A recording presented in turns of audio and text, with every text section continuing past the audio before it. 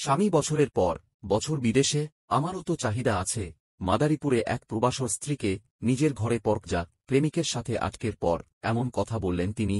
স্বামী বিদেশে থাকায় একাকিত্বকে পুঁজি করে প্রেমিক জহিরুল ইসলাম ওই নারর কাছ থেকে বিপুল অঙ্কের অর্থ ও স্বর্ণালঙ্কার হাতিয়ে নেয় বলে অভিযোগ। অবশেষে এলাকাবাসর হাতে ধরা পড়ার পর কেঁচো খুঁড়তে বেরিয়ে আসে সাপ। এলাকাবাসর জেরার মুখে অভিযুক্ত নার ও তার প্রেমিক জহিরুলকে একটি ঘরের মধ্যে বিমর্ষ অবস্থায় বসে থাকতে দেখা যায়। এলাকাবাসর অভিযোগ, প্রবাসে থাকা স্বামীর অনুপস্থিতির সুযোগে ওই নার জহিরুলের সাথে পরকজা সম্পর্কে জড়িয়ে পড়েন।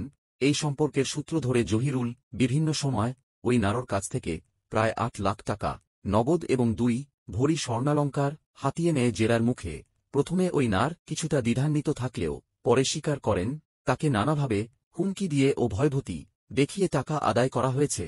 তিনি বলেন, আমাকে অনেক হুমকি ধামকি দেওয়া হয়েছে, আমাকে প্রহার করা হবে, এই ভয়ে আমি টাকা দিতে বাধ্য হয়েছি। মূলত বিয়ের কিছুদিন আগে তোলা কিছু ব্যক্তিগত ছবি দেখিয়ে তাকে চাপে ফেলা শুরু করে জহিরুল।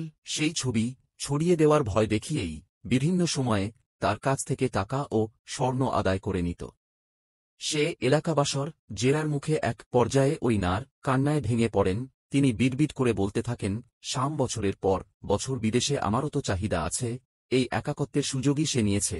তবে এই অভিযোগ অস্বীকার করে জহিরুল ইসলাম তার দাবি, তিনি কোন টাকা পয়সা নেননি। তার ভাষায়, আমি কোন টাকা পয়সা নেই নাই, ধার হিসেবে হয়তো 1.5 হাজার বা 5,000 টাকা নিয়েছি, কিন্তু এর বেশি নয়।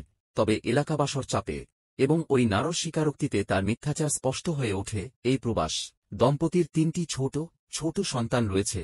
প্রবাসে হাটভাঙা খাটনি করে বামর পাঠানো টাকা যখন পরকজা প্রেমিকের হাতে তুলে দেওয়া হচ্ছিল, তখন এই নিষ্পাপ শিশুদের ভবিষ্যতের কথা একবারও ভাবেননি মা। এলাকাবাসর প্রশ্নের মুখে তিনি জানান, তার স্বামীর সাথে এখনও ডিভোর্স হয়নি, তবে হওয়ার কথা ছিল।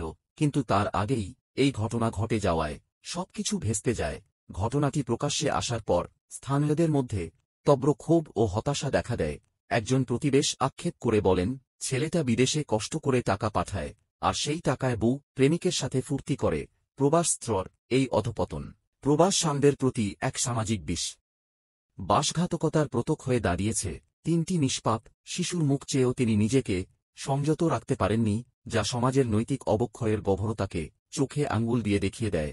ঘটনার এক পর্যায়ে পরিস্থিতি উত্তপ্ত হলে পুলিশকে খবর দেওয়া হয়। পুলিশ ঘটনাস্থলে পৌঁছে পরিস্থিতি নিয়ন্ত্রণে আনে এবং অভিযুক্ত জহিরুলকে আটক করে।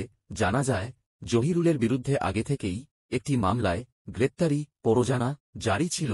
পুলিশ সেই পরোয়ানা অনুযায়ী তাকে গ্রেপ্তার করে থানায় নিয়ে যায়। এই ঘটনাটি বিদেশে কর্মরত লক্ষ লক্ষ প্রবাসর এক নির্মম বাস্তবতাকে সামনে এনেছে।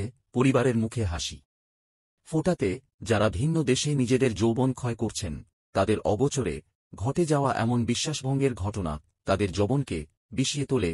সবচেয়ে মর্মান্তিক হল, এই সামাজিক অবক্ষয়ের শিকার হচ্ছে নিষ্পাপ শিশুরা।